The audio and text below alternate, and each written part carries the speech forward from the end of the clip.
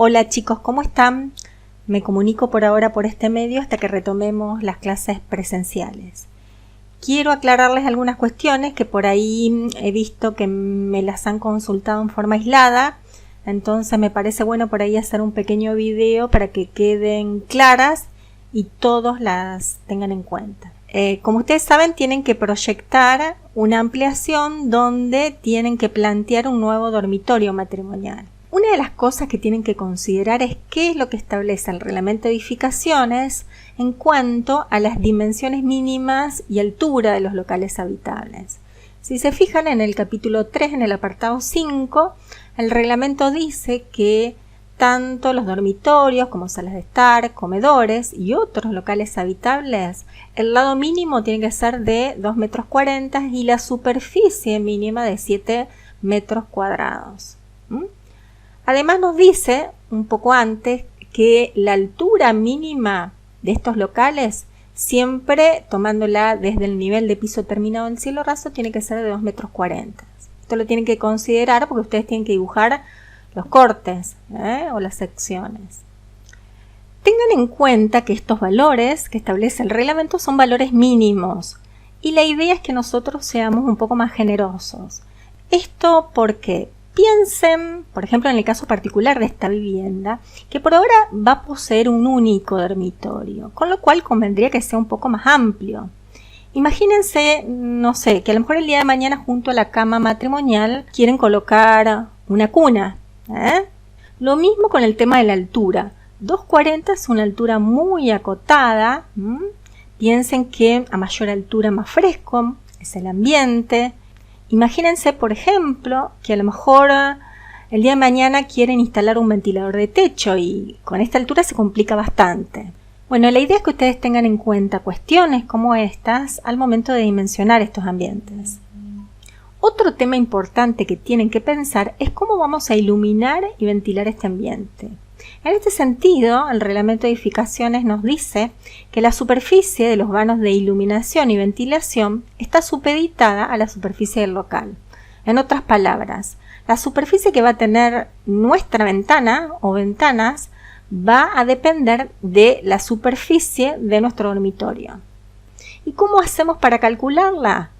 Bueno, en realidad hay que aplicar un coeficiente que varía de acuerdo a si se trata de iluminación o ventilación. Para iluminación es de 1/10 y para ventilación es de 1/30, con lo cual el reglamento nos exige más superficie de iluminación que de ventilación.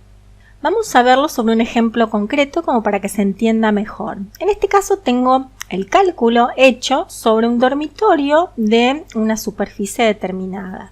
Si a esa superficie le aplicamos el coeficiente de 1/10, nos da que la superficie requerida o mínima de iluminación es de 1,58. Como podrán ver, en este caso la superficie de iluminación proyectada es de 1,70. ¿Qué significa esto? Que el aventanamiento vidriado es más grande que lo que exige el reglamento. El mismo criterio para la ventilación. Si a esta superficie le aplicamos el coeficiente de 1/30, nos da que la superficie requerida o mínima de ventilación es de 0,53. Pero, al igual que antes, la superficie de ventilación proyectada es de 1,70. Una aclaración importante. Cuando ustedes proyecten los aventanamientos, no significa que tengo que hacer una única ventana que cubra estas superficies mínimas. Por el contrario, yo puedo llegar a plantear más de una ventana siempre y cuando cumpla con esta superficie exigida y resulte algo funcional, obviamente. Y otra aclaración, cuando calcule la ventilación no puedo considerar en el cálculo paños de vidrio que sean fijos o por ejemplo que sean de ladrillo de vidrio. Siempre tienen que poder abrirse para obviamente permitir la circulación de aire. ¿Se entiende? Ustedes van a tener que hacer este cálculo cuando proyecten el aventanamiento del dormitorio. Incluso me lo van a tener que agregar en el plano. En general, estos cálculos se incluyen por reglamento en una planilla que se llama planilla de iluminación y ventilación. Cuando se trata de planos municipales, de obra nueva, estas planillas contemplan todos los locales habitables, pero en este caso particular, que es una ampliación, nosotros vamos a incluir solamente el dormitorio. Otra cuestión a tener en cuenta cuando están proyectando es el tipo de amoblamiento que se va a incluir en ese ambiente. Tanto sus dimensiones como su disposición pueden llegar a condicionar, por ejemplo, la ubicación de los aventanamientos, o piensen también en la instalación eléctrica, por ejemplo, la posición de las llaves de luz, tomacorrientes o luminarias. En el caso de este proyecto de ampliación, no solamente me interesaría que tengan en cuenta el amoblamiento del dormitorio, sino también el del estar comedor que se ha modificado. Volviendo al tema del amoblamiento del dormitorio, como ustedes saben, un elemento determinante es la cama, en este caso la cama matrimonial, pero también tienen que contemplar el placar. En este caso el placar podría llegar a ser embutido o empotrado. ¿Qué significa esto? Que no se lo puede mover a trasladar. ¿Qué ventajas tiene que al proyectarlo sobre, por ejemplo, una determinada pared, aprovechamos mucho mejor el espacio de guardado? Porque generalmente se apoyan en una banquina y llegan hasta el cielo raso o hasta un cajón de yeso. Una ubicación conveniente podría ser en la pared que separa con el baño. Dos cosas que quiero aclararles con respecto al placar. Por un lado, el tema de la profundidad. Si bien la profundidad estándar es de 60, esta puede llegar a variar en función del modelo, de la marca o incluso de la persona que lo fabrique. Y otra cosa es el tema de cuánto espacio tengo que dejarle adelante. Esto depende en gran parte del sistema de apertura del placar. No es lo mismo que tenga hojas corredizas que posea hojas de abrir. Obviamente que con hojas de abrir voy a tener que dejarle un poco más de espacio adelante para compensar el giro o abatimiento de esas hojas. Y en cuanto a la ubicación de la cama con respecto al placar, tampoco es conveniente tenerlo adelante. Esto porque generalmente en los pies de la cama tenemos un mueble donde apoyamos el televisor o colgamos el televisor de la pared, salvo que el placar se adapte como para poder contener el televisor. Otra posibilidad que podrían contemplar es la de un pequeño vestidor. Como saben, el vestidor es un espacio que está destinado exclusivamente para el guardado de la ropa. Incluso ahí podemos llegar a cambiarnos. Si bien es una solución más costosa y que requiere más espacio, más superficie, muchas veces nos permite tener más ordenado el dormitorio propiamente dicho. Por último, quiero que hablemos de la calidad de la representación gráfica que tiene que tener los dibujos que ustedes hagan. Lo primero que tiene que poder leerse claramente en un plano son los límites del terreno, tanto la línea municipal como los ejes medianeros. Estos se suelen marcar con una línea de trazo y punto. Otros elementos de dibujo importantes que siempre tienen que estar presentes en una planta son, por ejemplo, la cota de nivel de piso. Fíjense que esta cota en general está asociada a un símbolo que tiene la forma quebrada y que nos indica que hay un escalón.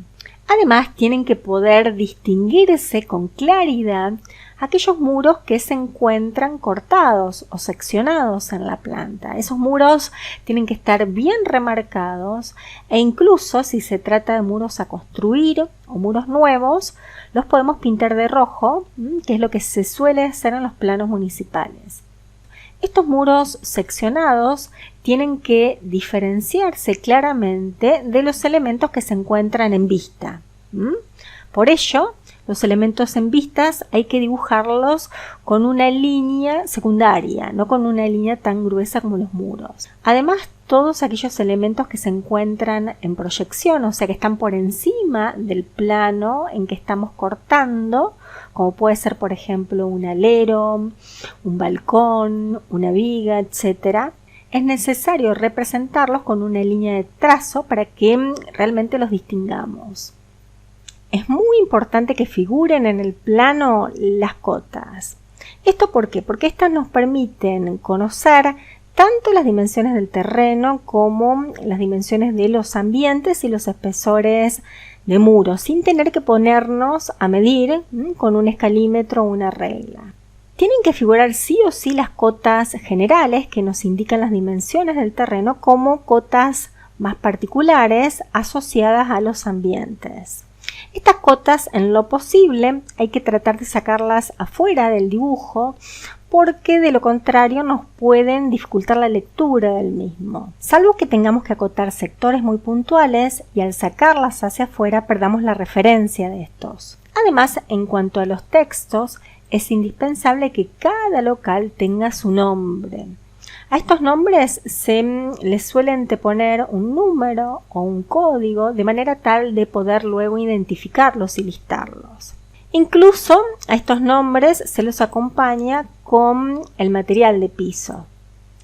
No se olviden que todos estos textos, incluso los números de cota, tienen que estar hechos con letra técnica, de manera tal que quede prolijo y que sean fáciles de leer. Por otro lado, es indispensable que representemos tanto los artefactos sanitarios en un baño o lavadero como la organización de la cocina.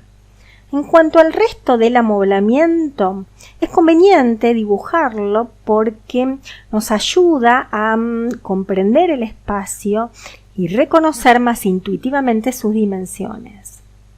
Otro recurso interesante es el de representar los pisos. Cuando la escala es reducida, representamos solamente lo que son los pisos exteriores. Y por último, los elementos que no deben faltar nunca en las plantas son los cortes. Es fundamental que indiquemos en la planta por dónde van a pasar los cortes, tanto el transversal como el longitudinal, y que los indiquemos con una línea bien gruesa acompañada de letras o números.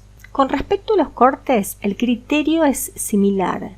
Lo que tiene que distinguirse claramente a simple vista son aquellos elementos que se encuentran seccionados, como ser los muros, los pisos, las losas, etc.